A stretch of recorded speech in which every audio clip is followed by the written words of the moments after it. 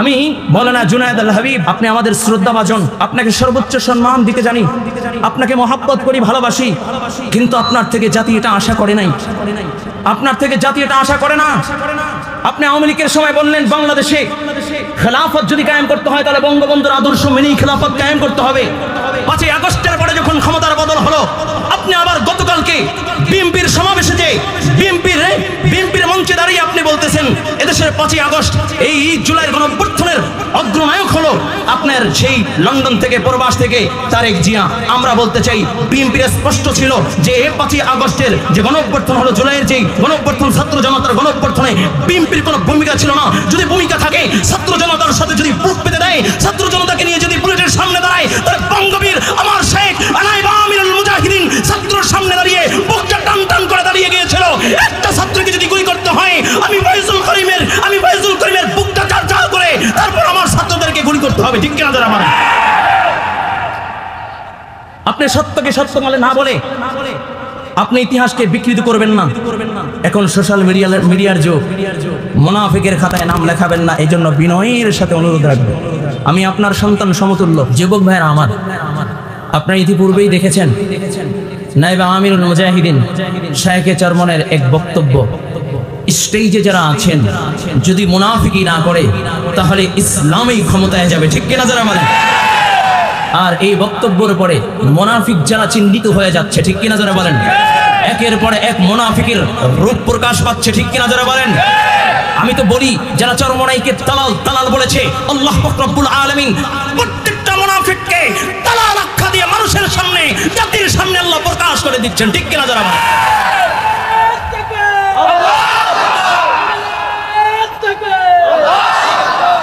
এই জন্য যুবক ভাইরা আমার, ইসলামী আন্দোলন বাংলাদেশ এদেশের মানুষের পথহারা মানুষের এদেশের মানুষের জন্য আলহামদুলিল্লাহ আল্লাহ পাক রব্বুল আলামিনের তরফ থেকে রহমত স্বরূপ, ঠিক কিনা? যারা বলেন 5ই আগস্টের পরে একের পর এক ইসলামী আন্দোলনের ভূমিকা হলো জাতিকে ঐক্য করা, জাতিকে একই মঞ্চে আনা, জাতিকে একই প্ল্যাটফর্মে দাঁড়া করানো, এদেশের মানুষের মুক্তি ও এদেশের মানুষকে স্বৈরাচারের থেকে, কবল থেকে পরিত্রাণ দেওয়ার জন্য একের পর এক পদক্ষেপ ইসলামী আন্দোলন বাংলাদেশই নিচ্ছে, ঠিক কিনা? যারা বলেন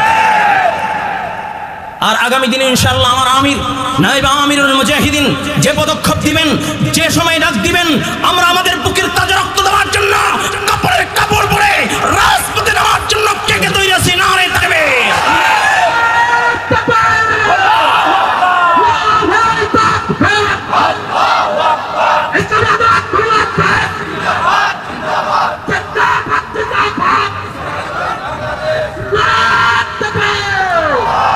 যুবক ভাইরা আমার, আমরা দেখেছি 28 তারিখ মহাসমাবেশের পরে আমাদের এই কিছু জাতি ভাই তারা এখন পিয়ার পদ্ধতির বিরুদ্ধে বিভিন্ন দলিল প্রমাণ তারা দাঁড়া করাচ্ছে, ঠিক কিনা? জোরে বলেন।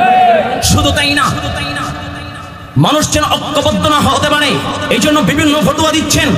আমি বলতে চাই আপনি আলেম হতে পারেন, যদি আপনি রাজনীতি করতেই চান, এ পোশাক লাগিয়ে রাজনীতি করতে হলে ইসলামী রাজনীতিকে অগ্রাধিকার দিতে হবে, সর্বোচ্চ সম্মান দিতে হবে।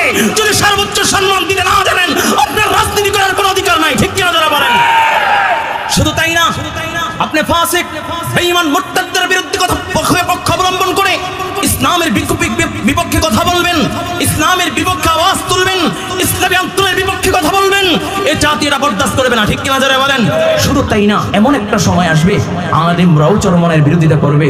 তবে একটা জিনিস শায়েখের যে কথাটা আমি বুঝাইতে চাই, শায়েখ রহমতুল্লাহি আলাইহি বলতেন যে যারা বলে পীর মুরিদি কোনো দলিল না, পীর মুরিদি কোরআন হাদিসের দলিল না, আমিও বলি পীর মুরিদি কোরআন হাদিসের দলিল না। তবে হ্যাঁ, ওই পীর তো পীর না যে কোরআন হাদিসের দলিল হতে পারে না, ঠিক কিনা? যারা বুঝতে পারলেন? ওই পীর তো পীর না যে কোরআন হাদিসের দলিল হতে পারে না। আপনি এখন বলবেন আরেকটা সময় আরেকটা কথা বলবেন। আমি মৌলানা জুনায়েদ আল হাবিব, আপনি আমাদের শ্রদ্ধাভাজন, আপনাকে সর্বোচ্চ সম্মান দিতে জানি, আপনাকে মহাব্বত করি, ভালোবাসি, কিন্তু আপনার থেকে জাতি এটা আশা করে নাই, আপনার থেকে জাতি এটা আশা করে না।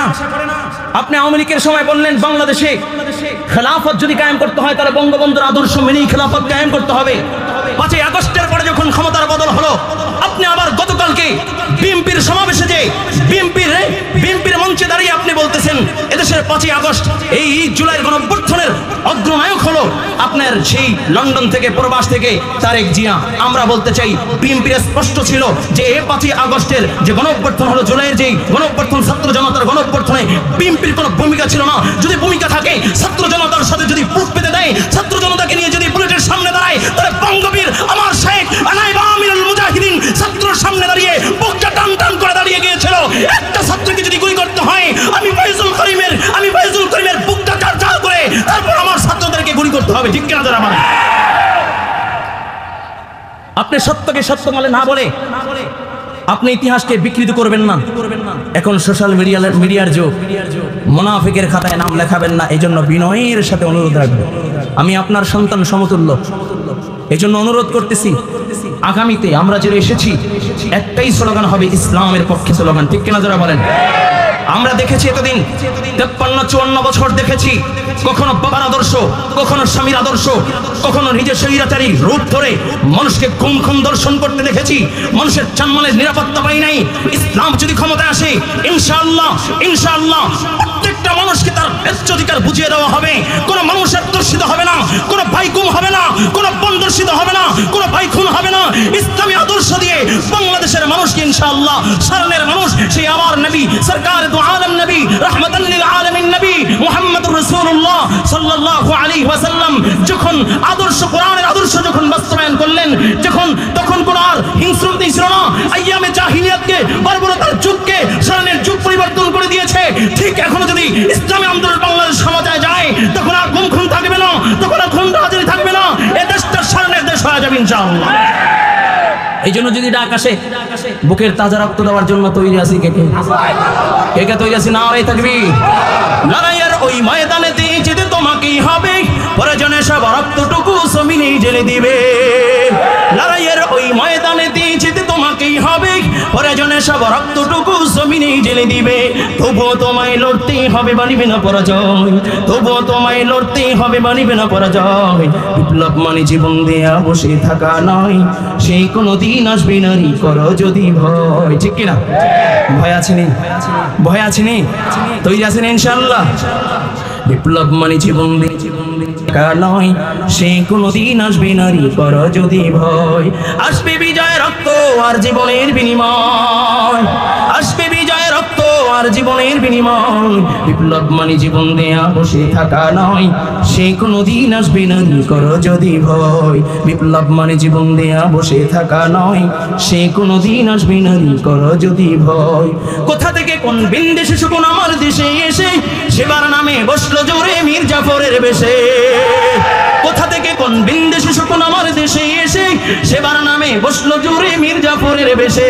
ওদের করতে রাস্তা নাবুদ হতে হবে নির্ভয়, ওদের করতে রাস্তা নাবুদ হতে হবে নির্ভয়। বিপ্লব মানে জীবন দেয়া বসে থাকা নয়, সেই কোনো দিন আসবে নারী করো যদি ভয়। বিপ্লব মানে জীবন দেয়া বসে থাকা নয়, সেই কোনো দিন আসবে নারী করো যদি ভয়। তৈরি আছেন ইনশাআল্লাহ? আল্লাহ কবুল করেন, বলুন আমিন। আরো জোরে বলুন আমিন। এখানে এসেছি শায়েখের রূহের খোরাক নেওয়ার জন্য। আসলে পুঁজি তো কিছু নাই, বয়ানের একটা জায়গা এটা না। এখানে হলো ব্যাটারির পাওয়ার দেওয়া, ঠিক না? ব্যাটারিতে চার্জ দেওয়ার জায়গা। কারণ এই দুনিয়ায় সংক্ষিপ্ত এক সময় নিয়ে এসেছি। দুনিয়ায় কেউ চিরস্থায়ী থাকার জন্য আসে নাই, কেউ চিরস্থায়ী থাকতে পারবে না। ঠিক কিনা যারা বলেন? এই জন্য মুরব্বীরা তার অধীনস্থ যারা আছে তাদেরকে নসিহাত করবেন, বাবা তার সন্তানদেরকে নসিহাত করবে, মা তার মেয়েকে নসিহাত করবে, স্বামী তার স্ত্রীকে নসিহাত করবে। সবচেয়ে দামি হলো নিজেকে নিজে নসিহাত করা, নিজেকে নিজে নসিহাত করা।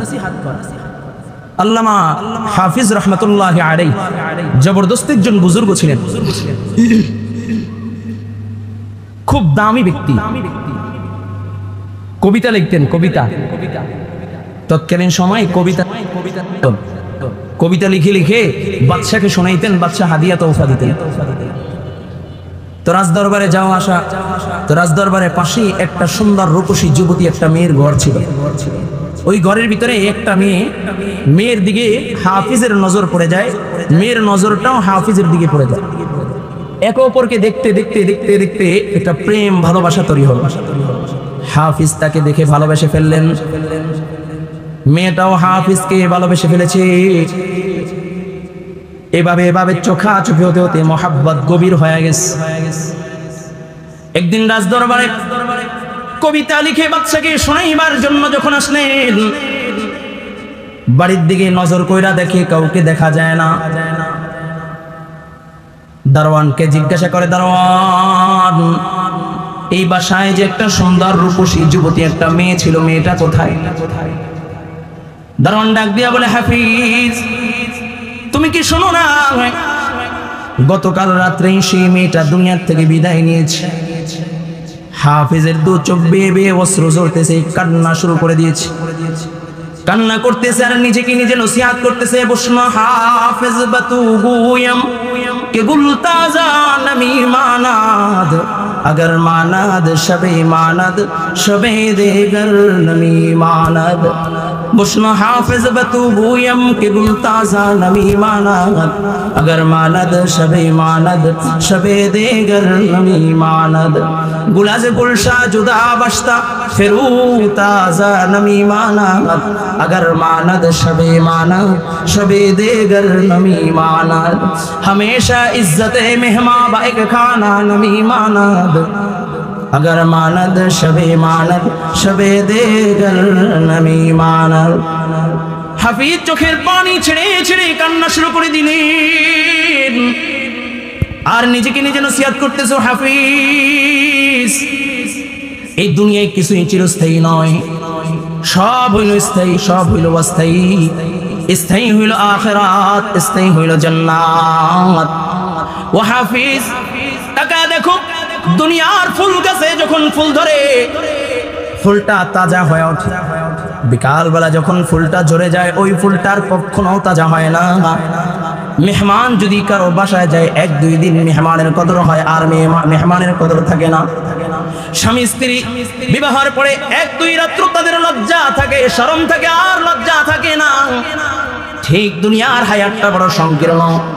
এই দুনিয়ায় কেউ চিরস্থায়ী থাকার জন্য আসে না, দুনিয়ার থেকে বিদায় নেওয়া লাগবে। ও কলিজার যুবক, এই জন্য দুনিয়ার থেকে তো বিদায় নেওয়া লাগবে। কি নিয়ে রওনা করলাম?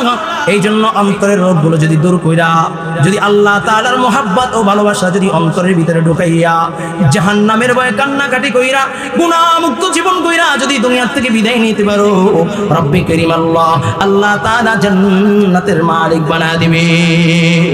হাবিবে কিবরিয়া নবী মুহাম্মদুর রাসূলুল্লাহ সাল্লাল্লাহু আলাইহি ওয়াসাল্লাম, মায়ার নবী রাহমাতুল লিল আলামিন নবী রাত্রবেলা কান্না করে। আম্মা জান আয়েশা সিদ্দিকা রাদিয়াল্লাহু তাআলা আনহা বলেন, ইয়া রাসূলুল্লাহ, ইয়া হাবিবাল্লাহ, ওগো নবী, আপনি কেন কান্না করেন? নবী, আমি আয়েশা কি আপনাকে কোনো কষ্ট দিয়েছি?